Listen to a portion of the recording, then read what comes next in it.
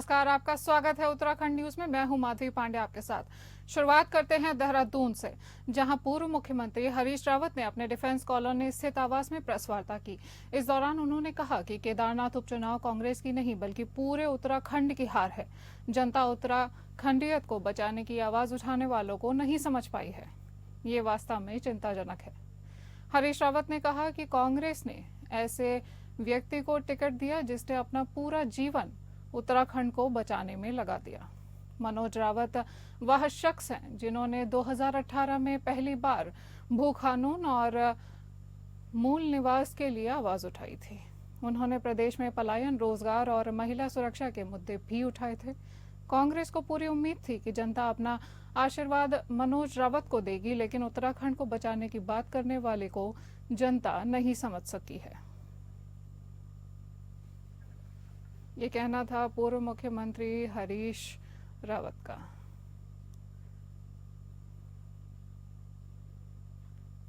देहरादून में पूर्व मुख्यमंत्री हरीश रावत ने अपने डिफेंस कॉलोनी स्थित आवास में प्रेस वार्ता की और आपको बता दें कि इस दौरान उन्होंने कहा कि केदारनाथ उपचुनाव कांग्रेस की नहीं बल्कि पूरे उत्तराखंड की हार है।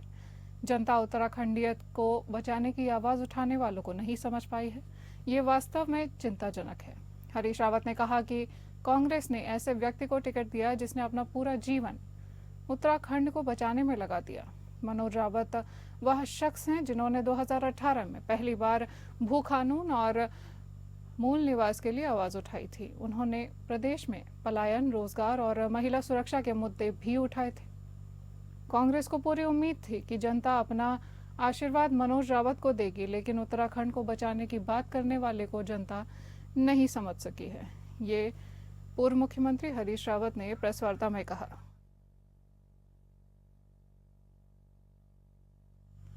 हमारे संवाददाता योगेश सेमवाल फोन लाइन पर जुड़ गए।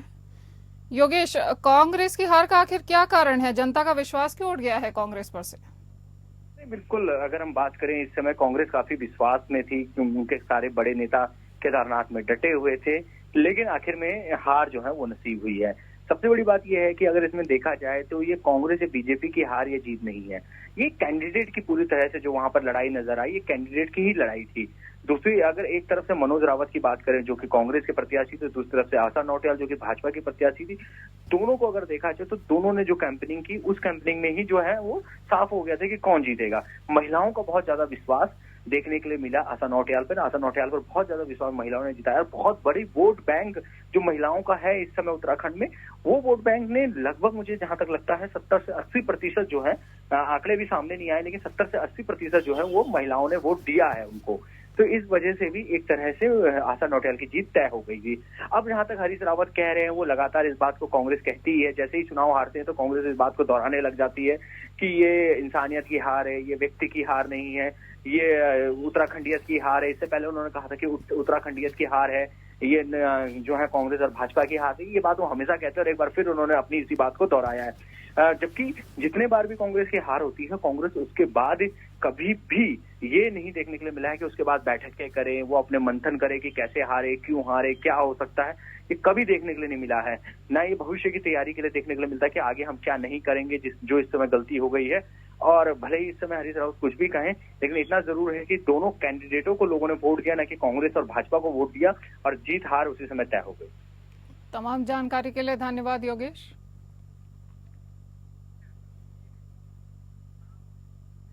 उद्योगपति गौतम अडानी पर कथित रिश्वतखोरी और धोखाधड़ी का आरोप लगाया गया है।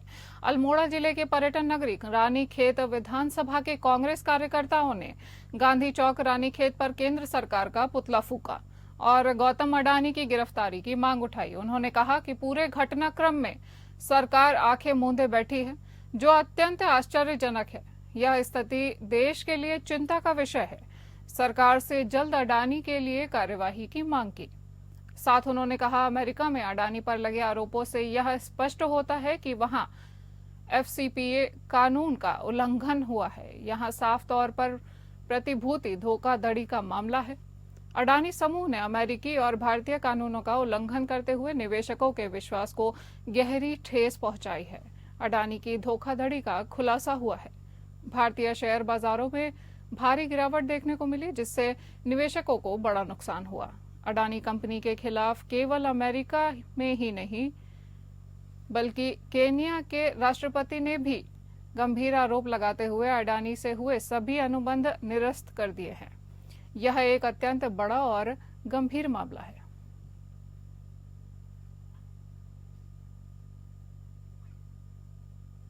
आपको बता दें कि उद्योगपति गौतम अडानी पर कथित रिश्वतखोरी और धोखाधड़ी का आरोप लगाया गया है और अल्मोड़ा जिले के पर्यटन नगरी रानीखेत विधानसभा में कांग्रेस कार्यकर्ताओं ने गांधी चौक रानीखेत पर केंद्र सरकार का पुतला फूका है और गौतम अडानी की गिरफ्तारी की मांग भी उठाई है। उन्होंने कहा, पूरे घटनाक्रम में सरकार आंखें मूंदे बैठी है, जो अत्यंत आश्चर्यजनक है। यह स्थिति देश के लिए चिंता का विषय है। सरकार से जल्द अडानी के लिए कार्यवाही की मांग की। साथ उन्होंने कहा, अमेरिका में अडानी पर लगे आरोपों से यह स्पष्ट होता है कि वहां FCPA कानून का उल्लंघन हुआ है। यह साफ तौर पर प्रतिभूति धोखाधड़ी का मामला है। अडानी समूह ने अमेरिकी और भारतीय कानूनों का उल्लंघन करते हुए निवेशकों के विश्वास को गहरी ठेस पहुंचाई है। हमारे संवाददाता सत्यजीत सरकार फोन लाइन पर जुड़ गए हैं। सत्यजीत, प्रदर्शन का क्या सरकार पर कोई असर पड़ने वाला भी है या नहीं?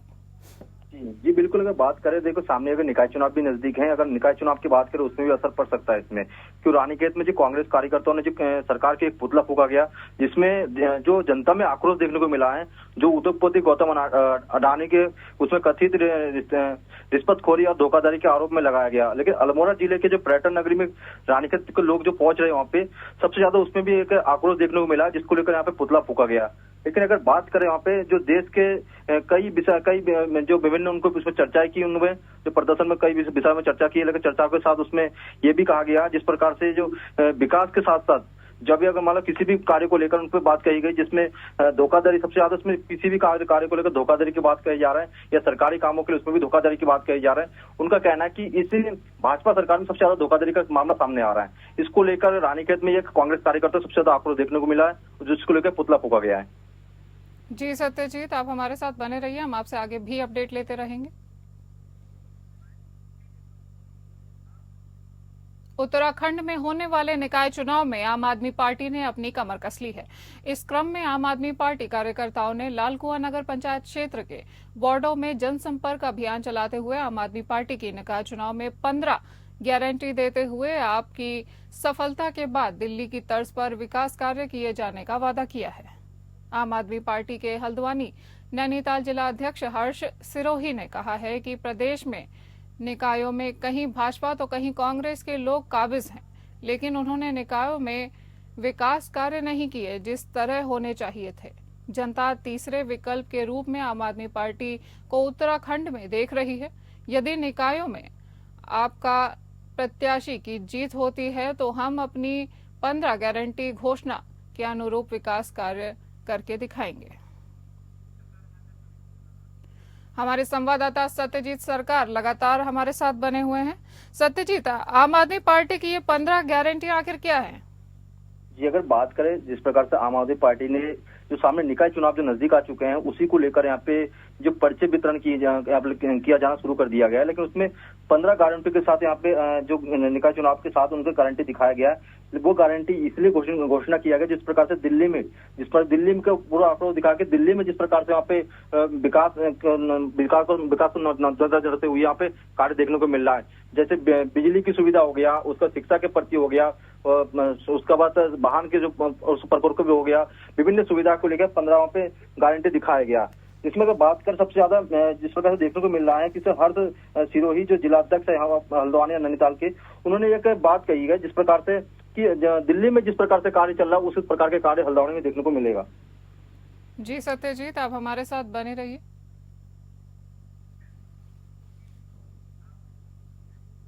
रुद्रपुर क्षेत्र में स्वास्थ्य के क्षेत्र में एक और बड़ी उपलब्धि की आधारशिला मेडिकल कॉलेज में विधायक शिव अरोड़ा ने रखी।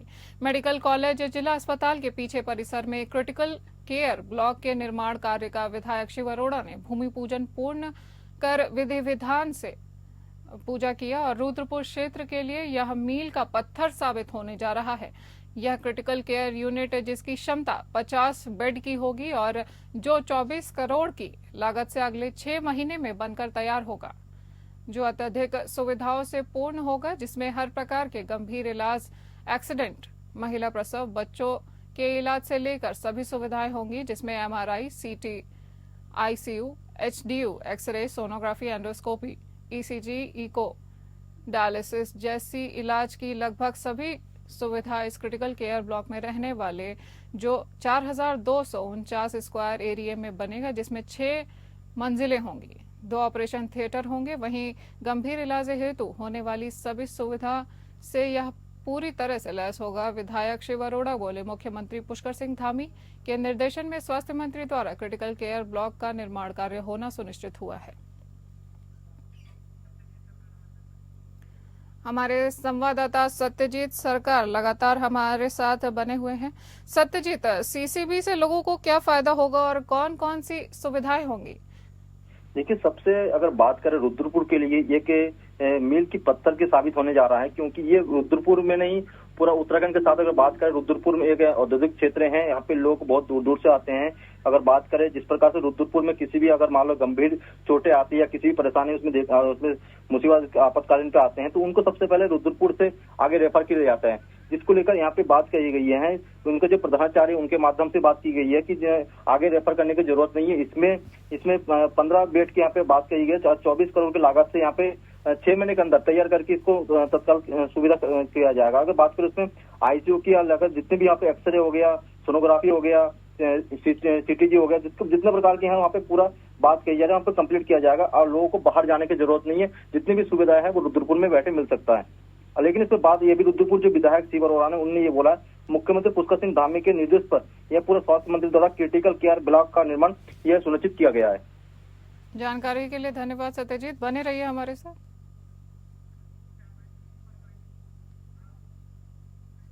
जिला विधिक सेवा प्राधिकरण चमोली के तत्वाधान में सलूड डूंगा गांव में बहुउद्देशीय विधिक साक्षरता एवं जागरूकता शिविर का आयोजन किया गया, जिसमें मुख्य अतिथि मुख्य न्यायिक मजिस्ट्रेट छवि बंसल के द्वारा ग्रामीणों को कानूनी सेवाओं के बारे में जानकारी दी गई।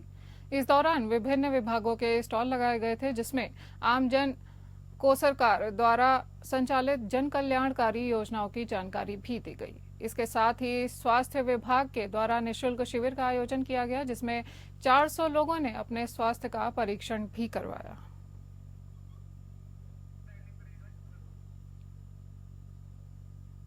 आपको बता दें कि जिला विधिक सेवा प्राधिकरण चमोली के तत्वाधान में सलूड डूंगा गांव में बहुउद्देशीय विधिक साक्षरता एवं जागरूकता शिविर का आयोजन हुआ है, जिसमें मुख्य अतिथि मुख्य न्यायिक मजिस्ट्रेट छवि बंसल के द्वारा ग्रामीणों को कानूनी सेवाओं के बारे में जानकारी दी गई।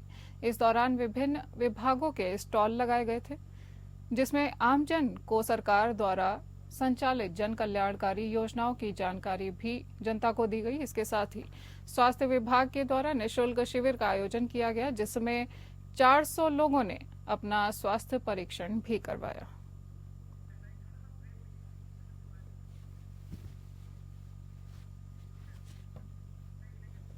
सरोवर नगरी नैनीताल के पुलिस लाइन सभागार में SSP प्रहलाद नारायण मीणा ने पुलिस कर्मचारियों की मासिक बैठक लेते हुए कहा, नशे पर नकेल और पीड़ितों की शिकायतों का समाधान करना हम सबका दायित्व बनता है। उन्होंने कहा, ड्रग फ्री देवभूमि मिशन को सार्थक देने के लिए नशे पर प्रभावी अंकुश लगाया जाएगा।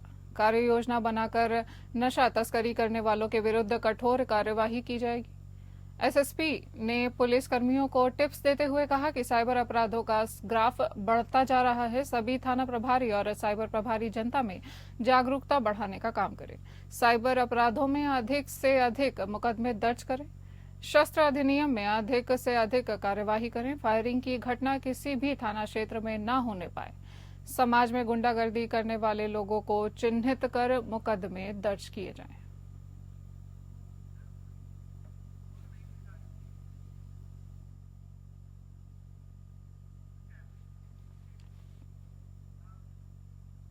गदरपुर में नशे के खिलाफ अभियान के तहत दिनेशपुर पुलिस को कामयाबी मिली है।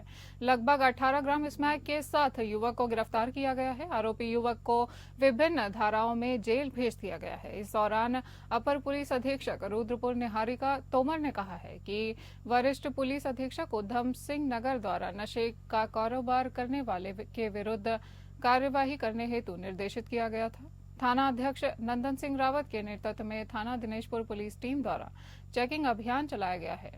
चेकिंग के दौरान आनंद खेड़ा से मोहनपुर को जाने वाले रास्ते पर पॉपुलर की नर्सिंग के पास से एक युवक को रोककर तलाशी ली गई। उसके पास से लगभग 18 ग्राम स्मैक बरामद हुई। पुलिस द्वारा पूछताछ करने पर युवक ने अपना नाम परमजीत सिंह उर्फ पंपा बताया। बरामदगी के आधार पर थाना दिनेशपुर में मुकदमा पंजीकृत किया गया है। अभियुक्त को माननीय न्यायालय के समक्ष पेश किया जा रहा है।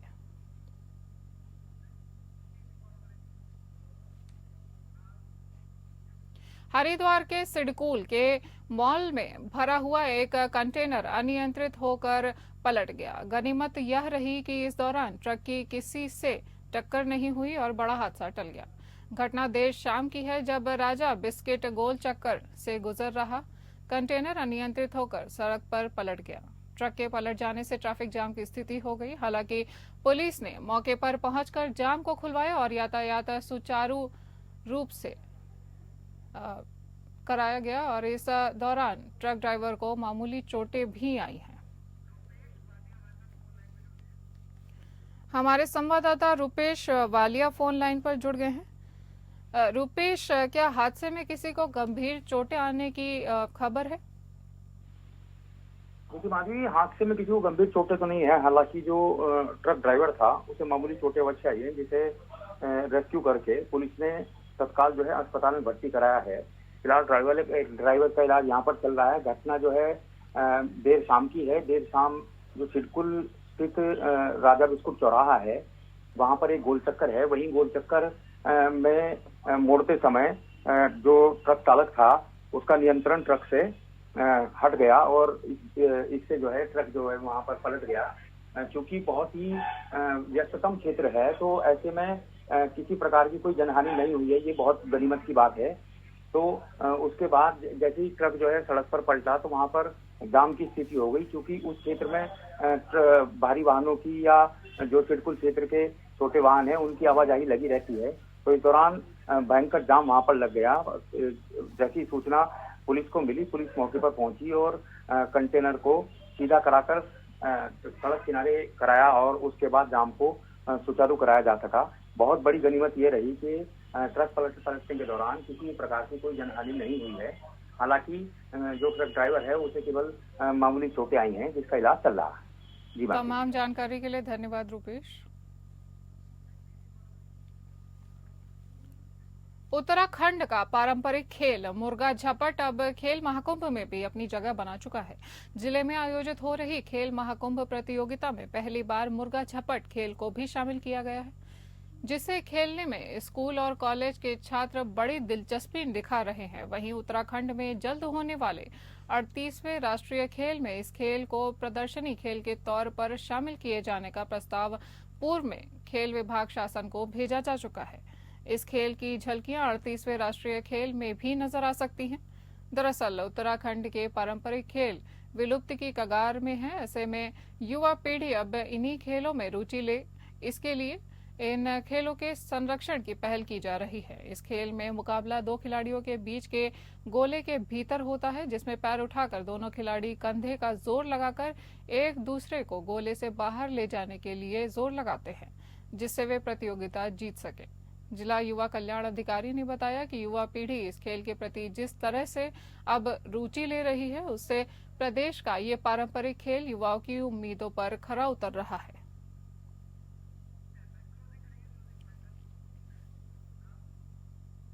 इस बुलेटिन में इतना ही। नमस्कार।